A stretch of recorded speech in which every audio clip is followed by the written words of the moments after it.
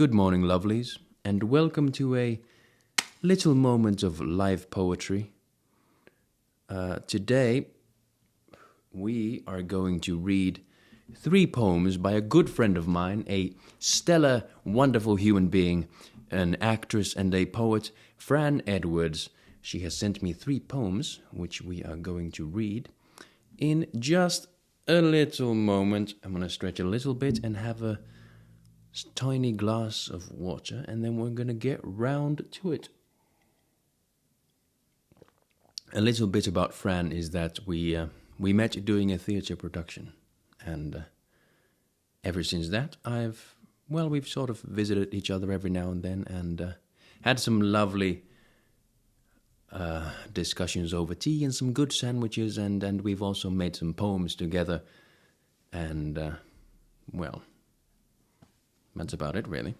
I could tell you more, but let's not delve too deep in there. Let's get to the poetry, shall we? It was a rhetorical question because obviously I am talking to myself. Well, this is the first poem. It's called Counting, and she says that this is a good poem for this time of year, seeing as spring is creeping in. Counting the days till grey winter reluctantly releases us, allowing waiting in line spring to muscle in. First a few more rays of sunshine, spearing the clouds, finding that gap in the curtains, warming the garden bench long enough for a tea break. Counting the hours till the magic of time transformation, playing God with the clocks, confusing the circadian rhythm of small children, freeing daylight trapped by early dusk.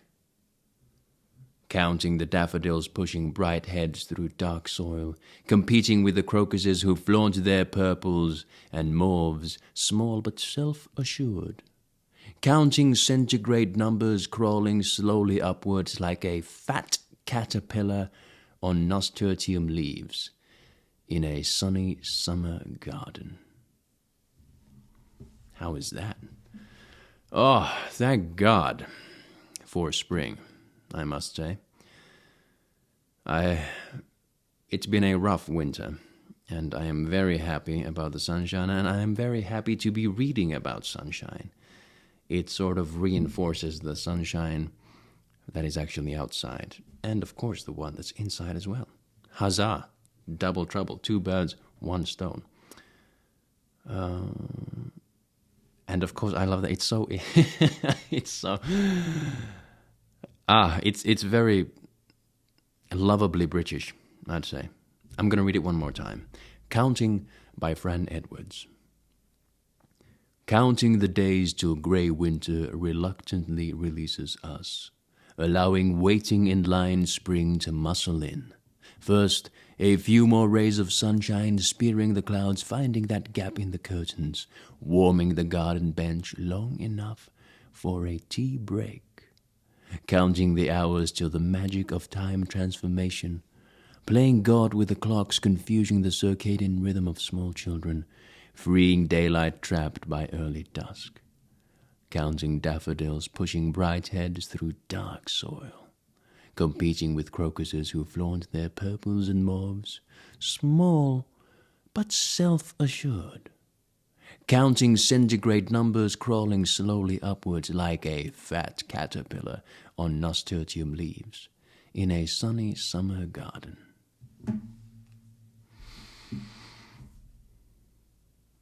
I also think there is something about a sunny summer garden that's God's plan. Adam and Eve in the garden, doing gardening, it's a beautiful image. Walking with God in the garden. Watching the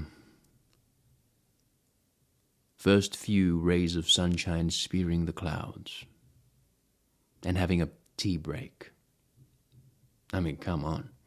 Suits me. So that was the first poem. And now for the second poem, which is called A Memory. And Fran says that a memory was written a while ago after a wonderful walk with Cole on the North York moors. It's one of my favorites because it always takes me back to that day. Very well. This is A Memory by Fran Edwards. We have reached the back end of the day, at the far end of the moors, and the time is holding its breath. The bruise of heather spreads like a beautiful violet stain across the high ground. Synchronized on a cloudless sky blue stage, two lapwings perform their courtship dance, perfecting paired pirouettes, while their high peewit cry counterpoints the grouse's guttering bass, as it stutters a rapid-fire percussion. In this perfect place I turn my face to the sun. There is only now and the endless horizon stretching like a promise. Soon the orange of this day's demise will streak the blue-back night sky. Traveling back to houses, ticking clocks, TV sets, I want to keep this day tucked away somewhere safe. Pat it contently from time to time, press it for posterity like a precious flower, safe from the bleaching sunlight that would steal its color, or fade the joy to neutral shades of ordinary.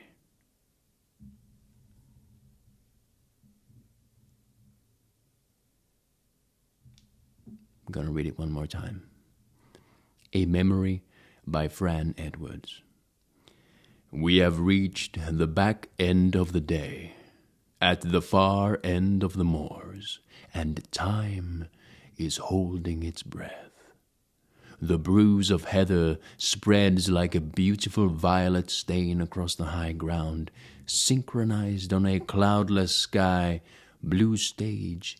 Two lapwings perform their courtship dance, perfecting paired pirouettes, while their high peewit cry counterpoints the grouse's guttering bass as it stutters a rapid-fire percussion.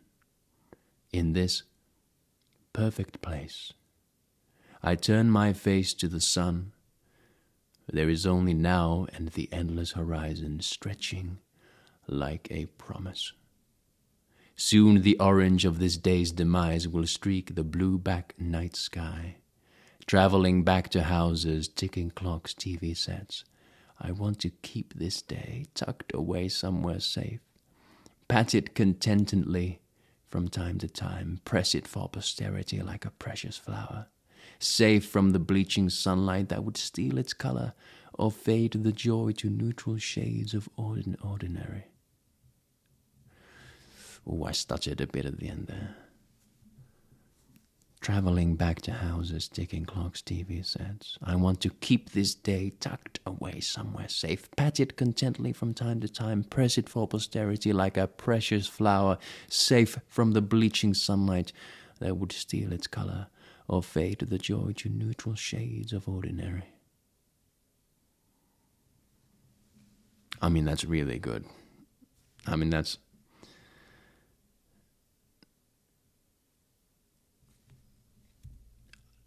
I think some poems should have, they should have a little, foretext to it. Like there is the title and then there is how or where or why it was written. As in here, it was written on a wonderful walk with Cole on the North York moors. It's one of my favorite because it always takes me back to that day. That just adds something to the poem. It just makes it alive in a sense, and because obviously I know Fran, I can imagine it quite well, and it's what a beautiful day, what a lovely day, my goodness, and that comes across. A lot of people have beautiful days, but some people don't know how to, and not that they should know how to. But some people can really express that joy and express that, like, what happened in a way that lights up your imagination. And I think Fran is doing a wonderful job here of doing just that. I mean, it's taking me back to that day. I mean, I'd love to have a wonderful walk with Cole on the North York moors. Oh, that'd be lovely. Maybe sometime. We shall see. Time will tell. And especially I like, in this perfect place I turn my face to the sun. There is only now and the endless horizon stretching like a promise. Stretching like a promise. Stretching like a promise. That feels a bit like a personal attack. Oh, man. Stretching like a promise, innit? Damn. It's beautiful, but it's also a bit like, you know, why is it stretching? Like, can we stop stretching?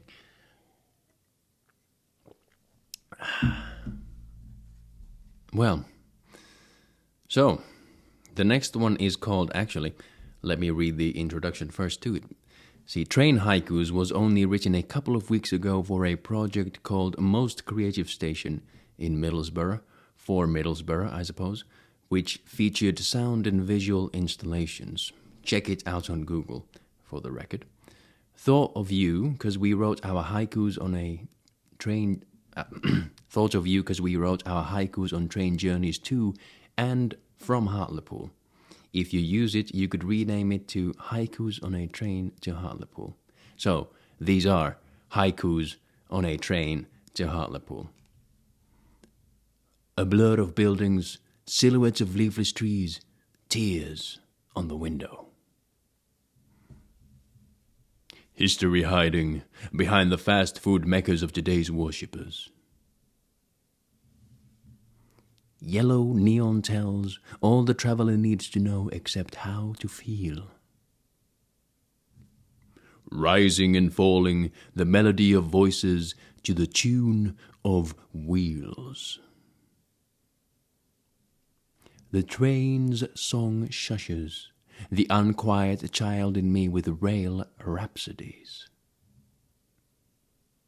Please don't mind the gap between your thoughts and your words. Let them become one. Ooh, I think the last one was my favorite. Please don't mind the gap between your thoughts and your words. Let them become one. Oh, I mean, amen, hallelujah. That's, I mean, come on.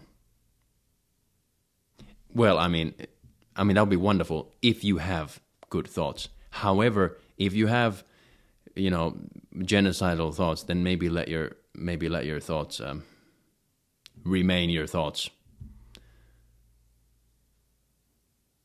Well, well, then again, you don't want it to boil up inside and then actually become like a horrendous person. So, you know what? It's good to probably talk to a therapist about it. I would say that. Yeah, but I think generally, for me, I think a lot of nice things about people. I also think a lot of bad things about people, but those nice things that I think about people, I would just, I should say them. But for some reason, for whatever reason, I just do it very little. But it would be a much nicer place if everyone was just like, "Oh, you've got a lovely coat," instead of just thinking that. But say it. Makes the world a better place, doesn't it? And the first one I like as well. It's very melodramatic. In a good way. I love melodramatic. A blur of buildings, silhouettes of leafless trees, tears on the window. I mean, come on. What is going on, man? What is happening? That makes me think of a Studio Ghibli film, Grave of the Fireflies. Very, very, very sad film. Content warning in that sense. But a wonderful film. And the silhouettes of leafless trees is just, there's a bit of something in that. I love it. History hiding behind the fast food meccas of today's worshippers. Oh, man. Isn't that a hot take on Western culture? Fast food meccas, innit? Today's worshippers, yeah. Yeah. And the history hiding, it makes me think that there is like it's almost it wants to pounce, you know, like it's hiding. It's not like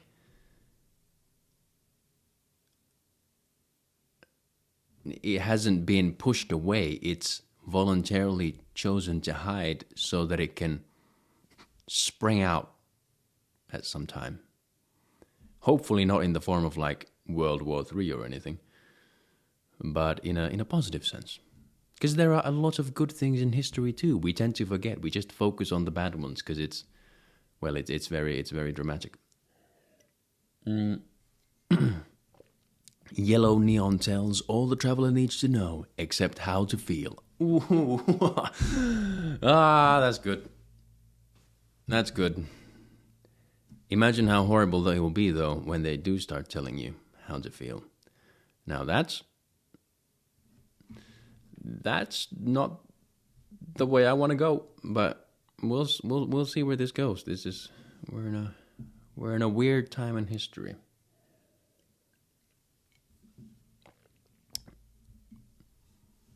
Rising and falling the melody of voices to the tune of wheels. That just seems profoundly sad to me. And I don't even know why. It makes me think of there's a lot of really bad things in history, and I can just imagine people being carried off against their will.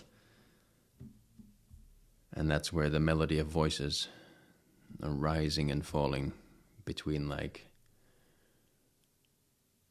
desperation and hope and joy and all the human emotions that there are.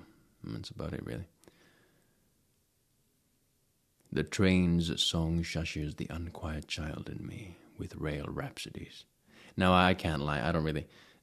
I would have to like, you know, Google the words and stuff like that.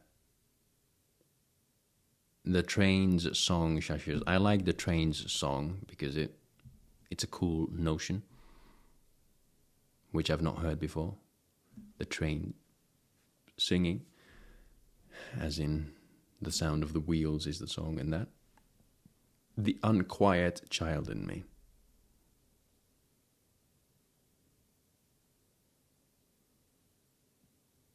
Also, usually people think that there is a quiet child in me, but this is the unquiet child in me. That there's this extrovert who is ready to pounce, but actually, you're just sitting like this. But there is that little sprinkle of anarchy somewhere. The unquiet child on your right or left shoulder. Who knows? Rail rhapsodies. I don't actually know what rhapsodies mean, so I can't comment on that. But that was a lovely bit of tea time and poetry. With thank you to Fran Edwards. I hope she has a blessed and wonderful day. And it was a pleasure reading these poems. And I hope everyone is doing well. And if you liked this, you can, of course, feel free to subscribe and put a like and all the rest of that stuff that people do on the YouTubes of today. I'm going to finish by reading a memory one more time. A memory by Fran Edwards. We have reached the back end of the day at the far end of the moors, and time is holding its breath. The bruise of heather spreads like a beautiful violet stain across the high ground.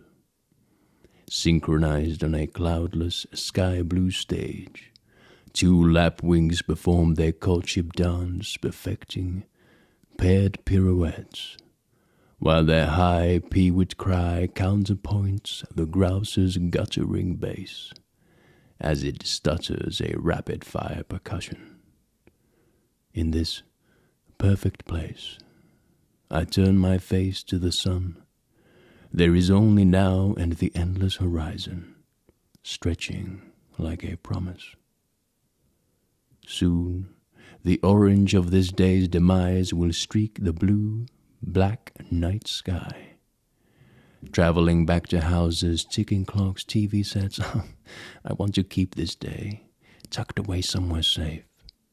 Pat it contently from time to time, press it for posterity like a precious flower, safe from the bleaching sunlight that would steal its color, or fade the joy to neutral shades of ordinary. God bless, my friends. Thank you. Voila.